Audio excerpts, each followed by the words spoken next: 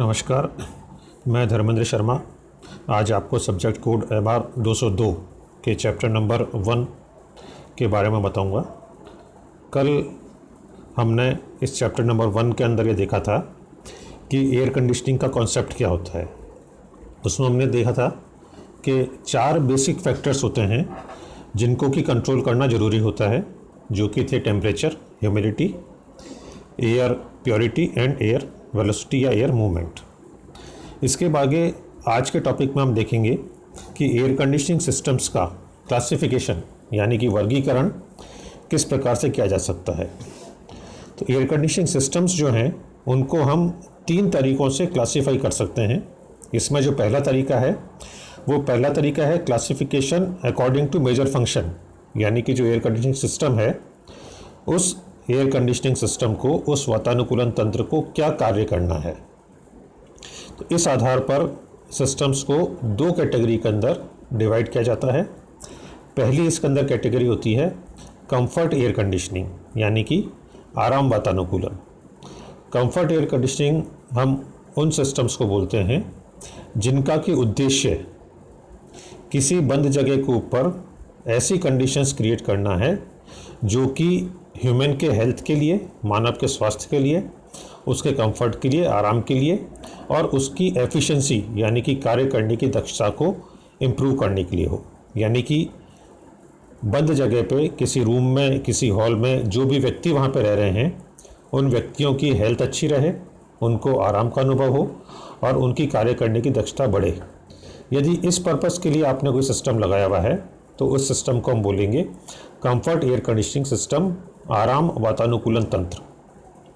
उदाहरण के तौर पर घरों के अंदर, ऑफिसेस के अंदर, रेस्टोरेंट्स के अंदर, स्कूल्स कॉलेजेस के अंदर, थिएटर्स के अंदर, हॉस्पिटल के अंदर ये जो भी सिस्टम्स काम में ले जाते हैं एयर कंडीशनिंग के, इन सिस्टम्स को बोलते हैं कंफर्ट एयर कंडीशनिंग सिस्टम। दूसरी तरीके का जो सिस्टम है उसको हम बोलते हैं इंडस्ट्रियल एयर कंडीशनिंग सिस्टम, यानी कि औद्योगिक वातानुकूलन तंत्र। इस औद्योगिक वातानुकूलन तंत्र का जो उद्देश्य है वो उद्देश्य किसी प्रोसेस या किसी प्रोडक्ट की क्वालिटी को इम्प्रूव करना होता है। इसके अंदर हम जो व्यक्ति वहाँ पे काम कर रहे हैं उनके आराम का ध्यान नहीं रखते हैं, बल्कि हम वातावरण की ऐसी कंडीशन मेंटेन करते हैं जो कि वहाँ पे होने वाले प्रोसेस या वहाँ पे होने वाले किसी प्रोडक्ट के मैन्युफैक्चर की क्वालिटी को इम्प्रूव करे। जैसे कि टेक्सटाइल मिल्स के अंदर, पेपर मिल्स के अंदर, प्रिंटिंग इंडस्ट्री के अंदर, फोटो प्रोसेसिंग प्लांट के अंदर ये जो भी एयर कंडीशनिंग होती है इनको बोलते हैं इंडस्ट्रियल एयर कंडीशनिंग। अब ऐसा भी हो सकता है कि इंडस्ट्रियल एयर कंडीशनिंग के अंदर जो कंडीशंस हम मेंटेन कर रहे हैं वो वहाँ पे काम करने वाले लोगों के लिए कंफर्टेबल ना हो, या ऐसा भी हो सकता है कि वो कंफर्टेबल हो, मगर हमारा जो मुख्य उद्देश्य इसमें रहेगा वो मुख्य उद्देश्य रहेगा किसी प्रोसेस या प्रोडक्ट के क्वालिटी को इम्प्रूव करने के लिए जो भी अनुकूल परिस्थितियां हों उन अनुकूल परिस्थितियों को हम उस स्पेस के अंदर क्रिएट करें। तो यदि ये हम करते हैं, ये हमारा उद्देश्य है, तो ऐसे एयर कंडीशनिंग सिस्टम को बोलते हैं industrial air conditioning system. Classification का अब जो दूसरा तरीका है वो दूसरा तरीका है classification as to season of the year, यानी कि वर्ष के मौसम के आधार पर वर्गीकरण के कौन से मौसम के अंदर हम एयर कंडीशनिंग सिस्टम को काम में लेना चाहते हैं। तो इस बेसिस के ऊपर 3 कैटेगरी के अंदर इन सिस्टम को डिवाइड किया गया है।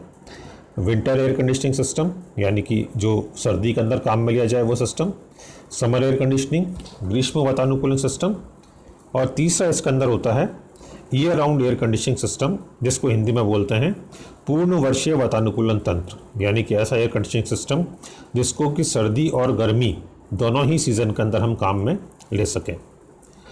तो अब ये भौगोलिक परिस्थितियों के ऊपर निर्भर करता है कि आप कौन सा एयर कंडीशनिंग सिस्टम किस जगह पे काम लेंगे। जैसे कई एरियाज़ ऐसे होते हैं जहाँ साल भर गर्मी ही पड़ती है तो वहाँ हम समर एयर कंडीशनिंग सिस्टम काम लेंगे। अगर ऐसे एरिया है जहाँ साल भर ठंड का ही मौसम रहता है तो वहाँ पे विंटर एयर कंडीशनिंग सिस्टम काम लेंगे। यदि साल के अंदर मौसम परिवर्तित होता रहता है, जैसा कि भारत के अधिकतर हिस्सों में होता है कि कुछ महीने गर्मी पड़ती है, कुछ महीने सर्दी पड़ती है। तो ऐसे के अंदर हम वहाँ पे year round air conditioning system, यानी कि जो सिस्टम पूरे साल में काम आ सके, उसको फिर प्रयोग में लाते हैं। तो सबसे पहले हम देखें कि विंटर एयर कंडीशनिंग सिस्टम, यानी कि शीत ऋतु में जो सिस्टम हम काम लेते हैं, उस सिस्टम को क्या क्या करना होता है। तो जैसा मालूम है आपको कि सर्दी का यदि मौसम है तो सर्दी के मौसम के अंदर हमारे को तापमान को बढ़ाना पड़ेगा, यानी कि हीटिंग करनी पड़ेगी। ये हीटिंग हम इलेक्ट्रिक हीटर से कर सकते हैं, हॉट वाटर या स्टीम कॉइल से कर सकते हैं, या फिर हीट पंप से कर सकते हैं। इसके अलावा जो दूसरा काम हमको करना पड़ेगा वो होगा ह्यूमिडिफिकेशन। सर्दियों में वायु में जो नमी की मात्रा है वो कम हो जाती है, तो हमारे को नमी की मात्रा को वहाँ पे बढ़ाना पड़ेगा, एयर के अंदर और मॉइस्चर हमारे को ऐड करना पड़ेगा। तो ये काम जो है ये ह्यूमिडिफायर की सहायता से करते हैं। इसके अलावा जो दो और कार्य करने हैं वो है एयर की क्वालिटी को मेंटेन करना, यानी कि एयर को प्योरीफाई करना, और एयर की जो वेलोसिटी है, एयर का जो मूवमेंट है, उस मूवमेंट को वहाँ पे मेंटेन रखना। तो यदि ये चारों कार्य यदि कोई सिस्टम कर रहा है तो उसको हम बोलेंगे winter air conditioning system. Summer air conditioning system की यदि बात करें तो उसके अंदर हमारे को कमरे की वायु को ठंडा करना होता है, यानी कि कूलिंग प्रोसेस। इसके अलावा जो मॉइस्चर है उस मॉइस्चर को हमारे को कम करना पड़ता है। मॉइस्चर के कम करने का जो प्रोसेस है उसको बोलते हैं डीह्यूमिडिफिकेशन। तो हमारे को कूलिंग करनी है, शीतलन करना है, और डीह्यूमिडिफिकेशन करना है, वायु में से आर्द्रता की मात्रा को कम करना है। इसके अलावा दो अगले पॉइंट कॉमन है, वायु को शुद्ध करना है और वायु के मूवमेंट को हमारे को वहाँ पे मेंटेन करना है। अब year round air conditioning system के अंदर हमारे को 6 कार्य करने होंगे, यानी कि हीटिंग, कूलिंग, ह्यूमिडिफिकेशन और डीह्यूमिडिफिकेशन, ये चारों कार्य। और इसके साथ दो जो कॉमन है वो एयर का प्योरीफिकेशन और एयर का मूवमेंट। तो यदि कोई ऐसा सिस्टम है जिसमें कि हम एयर की हीटिंग भी कर सकते हैं और एयर की कूलिंग भी कर सकते हैं, वायु का ह्यूमिडिटी बढ़ा सकते हैं या ह्यूमिडिटी को कम कर सकते हैं, तो ऐसे सिस्टम को हम बोलते हैं year round air conditioning system, जिसको कि पूरे साल हम काम में ले सकते हैं। तीसरा जो तरीका है क्लासिफिकेशन का, वो तरीका है classification as to equipment arrangement. जो इक्विपमेंट हम काम ले रहे हैं उनको हमने किस तरीके से अरेंज किया हुआ है, इसके ऊपर निर्भर करता है ये क्लासिफिकेशन। इस कैटेगरी के अंदर यूनिटरी सिस्टम आते हैं। यूनिटरी का मतलब इकाई तंत्र। इकाई तंत्र से मतलब हमारा उन सिस्टम से अंदर है जिनके अंदर सिस्टम के जो भी कंपोनेंट होते हैं उन सारे कंपोनेंट्स को हम एक ही सिंगल कैबिनेट के अंदर असेंबल कर दें। विंडो एयर कंडीशनर इसका एक उदाहरण है। तो ये छोटी कैपेसिटी में अवेलेबल होते हैं, सामान्यतः 0.5 यानी कि आधे टन से लेकर 2 टन तक की कैपेसिटी में, और इनको घरों के अंदर या छोटे जो कमर्शियल सेगमेंट हैं उसके अंदर बहुतायत से काम में लिया जाता है। दूसरा जो इसमें सिस्टम होता है इक्विपमेंट अरेंजमेंट के आधार पर, यह सिस्टम होता है पैकेज सिस्टम। पैकेज सिस्टम के अंदर भी जो सारे कंपोनेंट हैं वो सारे कंपोनेंट एक ही कैबिनेट के अंदर होते हैं, मगर अब इसकी जो कैपेसिटी होती है ये कैपेसिटी ज़्यादा होती है। और अब इस एक सिंगल यूनिट से हम डक्ट के द्वारा ठंडी हवा को या गर्म हवा को कंडीशनड स्पेस के अंदर ले जाकर एयर की कंडीशनिंग कर सकते हैं। सामान्यतः इनकी जो कैपेसिटी होती है ये 10 टन से लेकर 30 टन के अंदर अवेलेबल होती है, और ये मीडियम साइज़ के कमर्शियल सेगमेंट के अंदर काफ़ी पॉपुलर होते हैं। तीसरा जो क्लासिफिकेशन है इस बेसिस पे वो है स्प्लिट सिस्टम। स्प्लिट का मतलब है 2 भागों में विभक्त कर देना। तो यूनिटरी सिस्टम या पैकेज सिस्टम के अंदर जो कंपोनेंट हमने एक ही कैबिनेट के अंदर रखे हुए थे उन कंपोनेंट को अब हम 2 भागों में विभाजित कर देते हैं। एक भाग को बोलते हैं आउटडोर यूनिट या कंडेंसिंग यूनिट, और दूसरे भाग को बोलते हैं इंडोर यूनिट या एवापोरेटिंग यूनिट। इंडोर यूनिट जैसा कि नाम से प्रतीत है कमरे के अंदर लगेगी, और जो आउटडोर यूनिट है वो कमरे के बाहर लगेगी। इन दोनों यूनिट्स को आपस के अंदर कॉपर पाइप तथा कंट्रोल वायरिंग से जोड़ा जाता है।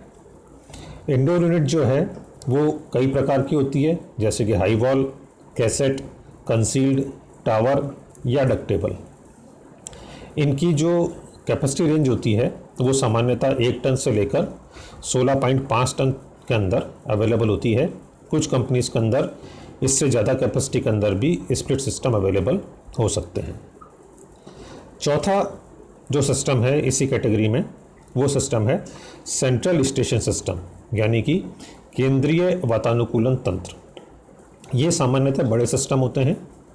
इनके अंदर जो अलग अलग कंपोनेंट्स होते हैं उनको डिफरेंट मैन्युफैक्चरर से ख़रीदा जाता है और इनको साइट के ऊपर नॉर्मली एक सेंट्रल प्लेस के अंदर, जो किसी बिल्डिंग का बेसमेंट हो सकता है या उस बिल्डिंग का रूफटॉप हो सकता है, वहाँ पे इस सिस्टम को इंस्टॉल किया जाता है।